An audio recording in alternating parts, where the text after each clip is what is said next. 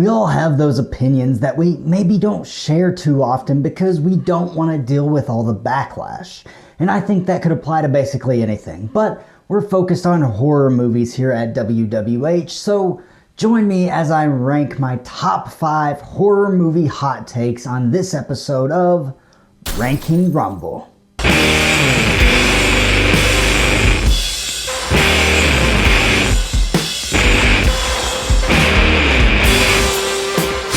Welcome back to WWH. My name is Andrew Dreamer. That's right, we're talking about horror hot takes. We've all got them. Let's not be ashamed to share them. I've said it before, but we all like different things for different reasons. It's like different flavors of ice cream. There's no shame in liking what you like or not liking what you don't like. And don't let anybody tell you any different. So today I'm going to talk about 5 horror movie hot takes that I have. We're going to go through them, and I'm going to do my best to explain why I hold these opinions. But I also want to hear from all of you. Put your horror hot takes down in the comments and share this video with your friends and family. Have them put their hot takes in there too. I would like to compile all of them and go through those in a separate video. And I want to go ahead and just say thank you in advance for helping me out with this video. Now, before we get going, be sure to body slam that subscribe button as hard as you possibly can so you never miss any of the hard-hitting, chill-inducing 5-star matches we have here at WWH. Alright, it is bell time now, so grab your popcorn and make your way to your seat. Let's head down to the ring. Let's get started with our number 5 entrant. So, for this one, I'm just going to come out and say it. I think The Omen is better than The Exorcist. I know maybe that's not as controversial as I think it is, but in my mind that comes off as a really controversial opinion. I absolutely love The Omen. The Exorcist, not a fan of. Respect the hell out of it, but I don't really care for it all that much.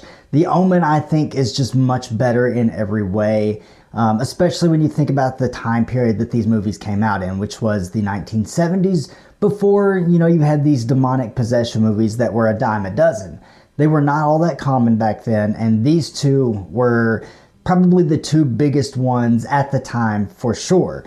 But they were the 2 biggest ones that had come out up till this point. But I just think The Omen is a lot more effective than The Exorcist. I think that the characters are more interesting. I think the story is more interesting. I think The Omen's probably a little scarier too, but again, that's just my opinion, and maybe it's not super controversial, but to me, it felt like it was controversial to say that, so that's why I put that at number 5.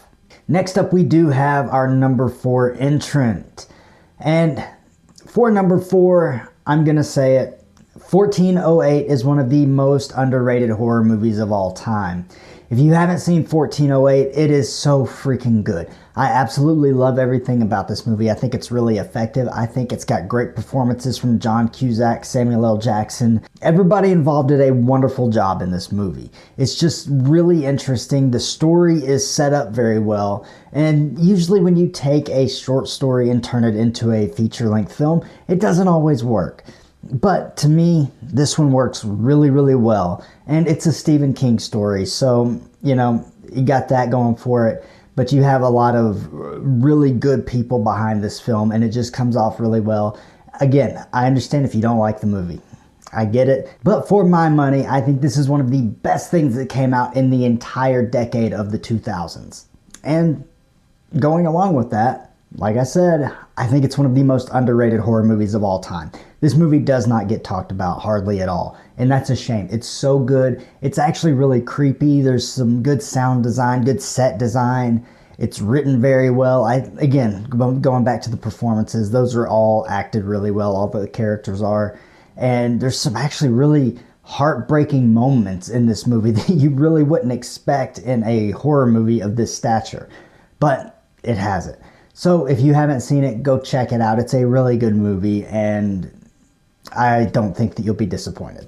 Next up, of course, is our number 3 entrant. And for number 3, I've got to say, I don't think the Conjuring universe is very good. I'm really not a fan of it. I like the first Conjuring movie. decently well. The second one I thought was just okay. The third one I thought sucked.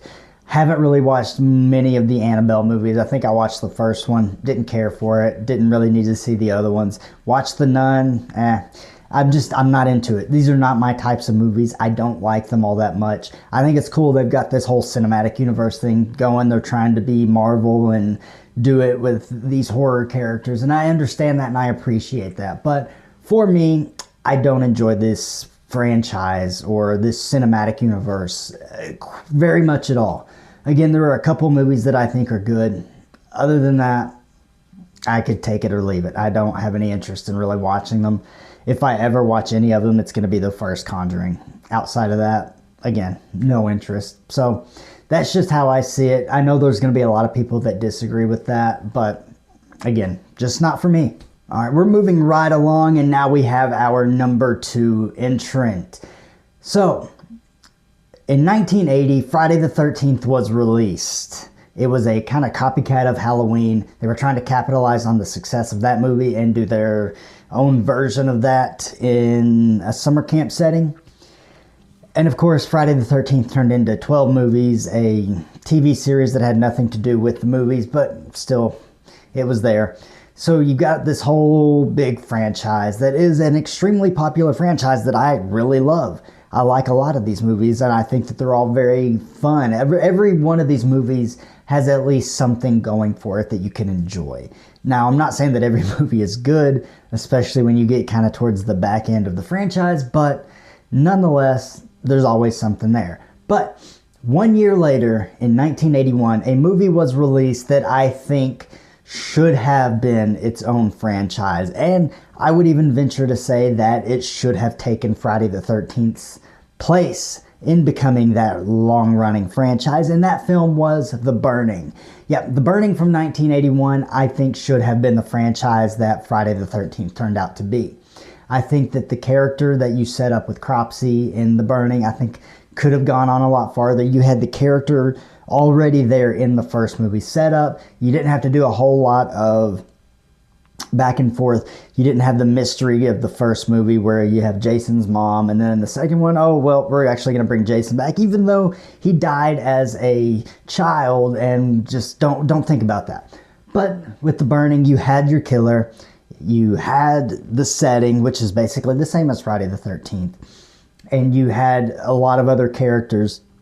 If you really wanted to, you could have kept it going, and I think that that would have been probably in the long run a much more interesting franchise. And plus, it helped that Tom Savini worked on the special effects for The Burning, so of course everything in there is really cool.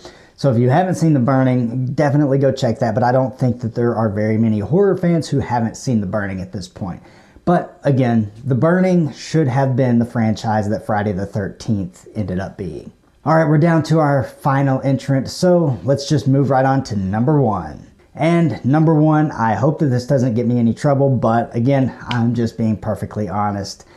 I don't think that A Nightmare on Elm Street is a good franchise either.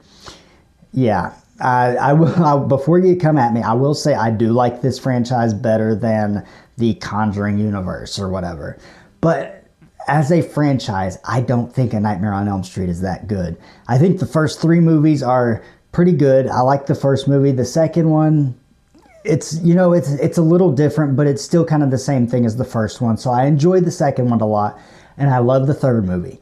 Dream Warriors is my favorite in the franchise, and I don't think that that's a very uncommon answer, but that's my favorite. And then once you get past Dream Warriors, I don't like any of them. Outside of New Nightmare. I enjoy New Nightmare, but 4, 5, Freddy's Dead, and the remake can literally go fall off a cliff. I don't need to see them ever again. I don't care if I see them ever again. So it's not my favorite franchise. I don't have a lot of fond memories of this franchise like I do Friday the 13th or Halloween or even some of the other franchises out there. Nightmare on Elm Street has never been that for me. And I know that there are a lot of people out there who love this franchise and would put it above the other major franchises, but not me. Out of the big 3, it is by far my least favorite, and I am not exaggerating a bit. I put it well below the other 2. So That is just my opinion on A Nightmare on Elm Street. I don't hate Freddy Krueger as a character. I just don't think that the movies or the franchise as a whole are all that good. But there you have it. That is my ranking of 5 horror movie hot takes. What did you think about my opinions on these films and franchises? Like I said earlier, put your hot takes down in the comment section below. Let's have a discussion about them, and hopefully we can come back in a future video and talk about them more. If you're interested in Redcon 1 products, I have a discount code that you can use to save 20% off of your entire order. Be sure to check that out. You can also find all of my merchandise available at prowrestlingtees.com/AndrewDreamer or right under this video here on the channel. Also, head over to WWH's Patreon page and consider joining us over there, or if you would rather, you can become a member right here on YouTube. All of the links are in the description below. Don't forget to like the video, share the video, and subscribe to the channel so you never miss any of the action here at WWH. Now that we've talked about some horror hot takes, what did I think about Leigh Whannell's Wolfman? Luckily, you can find out by watching the video that is appearing on your screen now. And remember, in the squared circle of horror, there are no countouts for nightmares. My name is Andrew Dreamer, and this is Wrestling with Horror.